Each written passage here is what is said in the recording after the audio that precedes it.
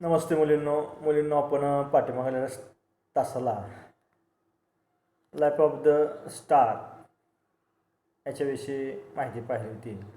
याच्यामध्ये sun and other stars comparison size of different star. Sun and other stars यामध्ये सूर्य आणि इतर जे तारे आहेत यांचं वस्तुमान किती असावं, साईज किती असावी याच्याविषयी माहिती पाहिली होती. पहा, तसंच सूर्याचं वस्तुमान, sun's weight, mass of the sun comparison to the earth, पृथ्वीचं वस्तुमान आणि सूर्याचं वस्तुमान याचीसुद्धा आपण तुलना केली ती. पहा, सूर्य पृथ्वीपेक्षा किती पटीने मोठा आहे, त्याचप्रमाणे सूर्यापेक्षा सुद्धा इतर तारे खूप मोठे आहेत याची आपण माहिती पाहिली होती. पहा, आपण पाहिलं की सूर्य हा पृथ्वीपेक्षा 3.3 lakh times that the earth of its radius. पृथ्वीच्या आणि सूर्याची रेडियस ही त्रिज्याची तुलना केली होती बघा पाठीमागच्या तासाला.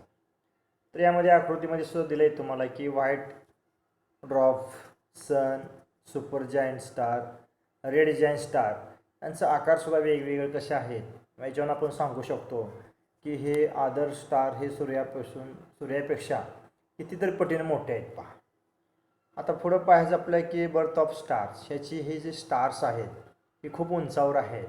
याची उत्पत्ती कशी झाली हे खालील चित्रामध्ये दावले. पहा, pictures of interstellar clouds taken by the Hubble space telescope. Hubble दुर्बिणीने टिपलेले विशाल आंतरतारकीय मेघांचे प्रकाशचित्र आहे. पहा, ह्या मेघांच्या रचनेवरून पुन्हा तप्तवायूचा गोळा तयार होतो आणि त्या तप्तवायूच्या गोळ्यातूनच स्टारची, ताऱ्याची निर्मिती होते. पहा, हे कितीतरी किलोमीटर आणि कितीतरी मोठे हे मेघ असतात. पहा, क्लाउड्स असतात आणि त्याचं जे काही एकत्रीकरण होऊन खूप मोठा प्रचंड एक वायूचा गोळा तयार होतो आणि त्याच्यापासून ताऱ्याची निर्मिती होते. एक हबल टेलिस्कोप, हबल या दुर्बिणीने टिपलेले एक विशाल आंतरतारकीय मेघांचे प्रकाशचित्र ह्यामध्ये दिलेलं आहे. पहा, तर ह्यामध्ये आपण ताऱ्याची निर्मिती कशी होती आपण पाहणार आहोत. याच्याने म्हटलं आहे की clouds of gas and dust are present in the empty space between the stars in a galaxy. These are called Interstellar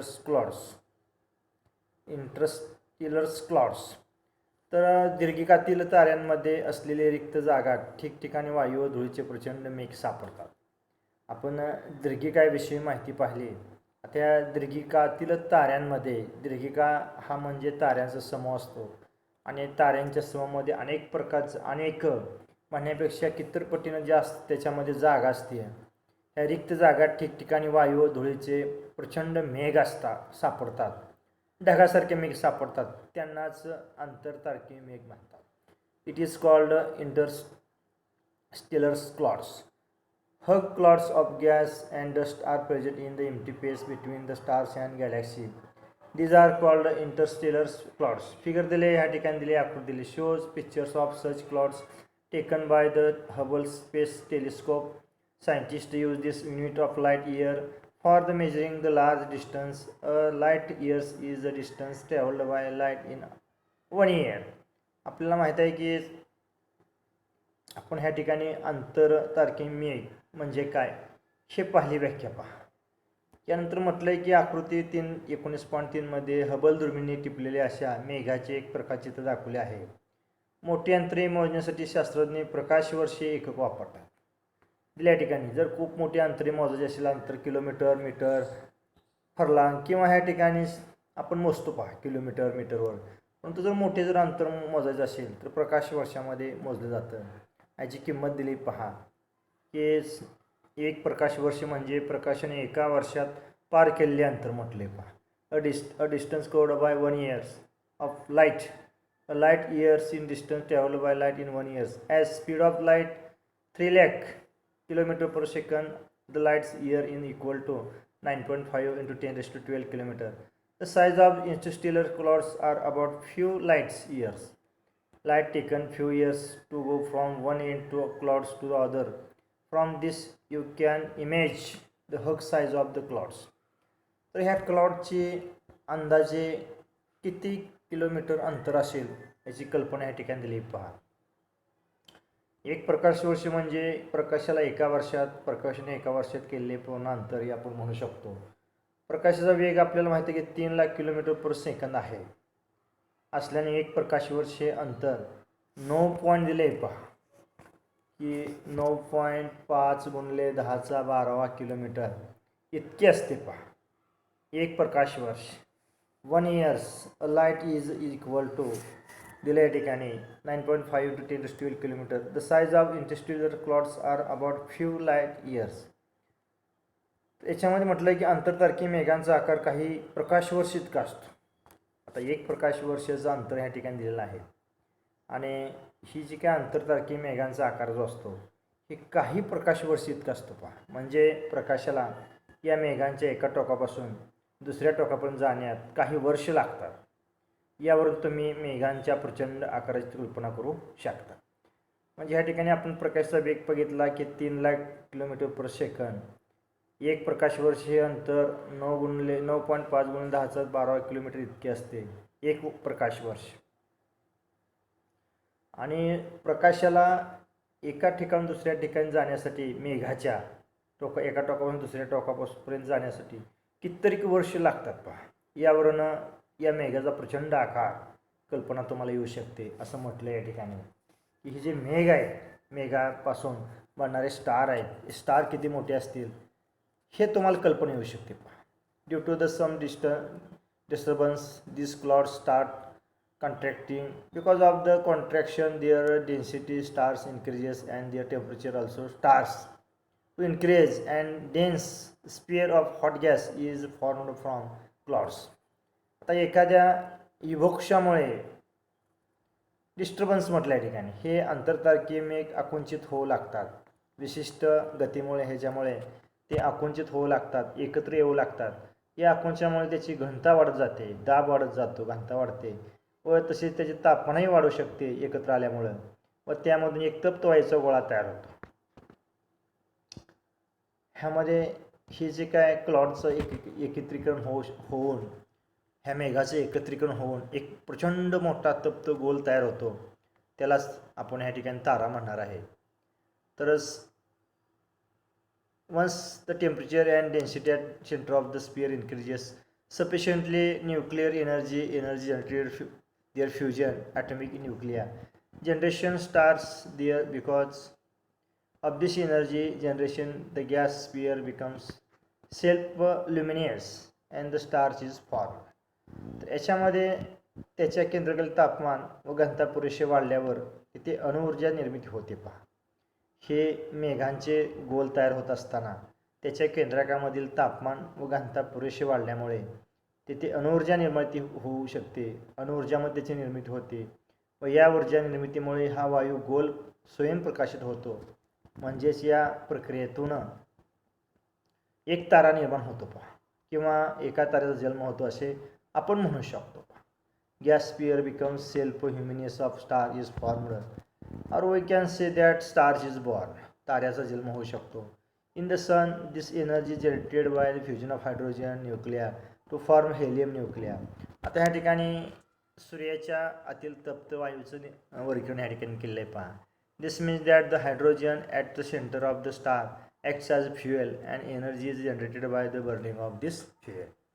आपल्याला माहिती आहे की सूर्यात ही ऊर्जा हायड्रोजनच्या केंद्रकाने एकत्रीकरण होऊन हेलियमचे केंद्रक तयार होते. हायड्रोजनच्या केंद्रकाचे एकत्रीकरण होऊन हेलियमचे केंद्रक तयार होते. या प्रक्रियेतून उत्पन्न होत असलेली जी ऊर्जा आहे सूर्याच्या केंद्रकाभागातील हायड्रोजन हा इंधनाचे कार्य करतो. म्हणजे हे हायड्रोजनचं एकत्रीकरण होऊन त्यापासून हेलियमचे केंद्रक तयार होते आणि प्रचंड प्रमाणात ऊर्जा ही बाहेर पडली जाते. जसं सूर्याचं एकत्रीकरण होऊन ह्या ठिकाणी हायड्रोजनचं हेलियममध्ये एकत्रीकरण होऊन प्रचंड ऊर्जा निर्माती होते तसंच हे मेघाचं एकत्रीकरण होऊन त्याच्यापासून स्टार्स तयार होतात. हे स्टार प्रचंड आकाराने मोठे असतात पहा. सूर्यापेक्षा कितीतरी पटीने हे मोठे असतात. डू यू नो म्हटलं या ठिकाणी की light takes about 1 second reach from the moon and the takes 8 minute of reach of from the sun. आपल्याला माहिती आहे की प्रकाशाला चंद्रापासून आपल्यापर्यंत येण्यास 1 सेकंद लागतो. चंद्रापासून पहा की चंद्रापासून आपल्या पृथ्वीवरती प्रकाश येण्यासाठी 1 सेकंद लागतो, तर सूर्यापासून येण्यास 8 मिनिटे लागतात. म्हणजे सूर्य आणि चंद्र हे किती उंचावर असू शकतात हे त्याची तुम्हाला कल्पना येऊ शकते. It takes 4.2 years to reach us from the stars Alpha Centaurus, which is the stars closest to the sun.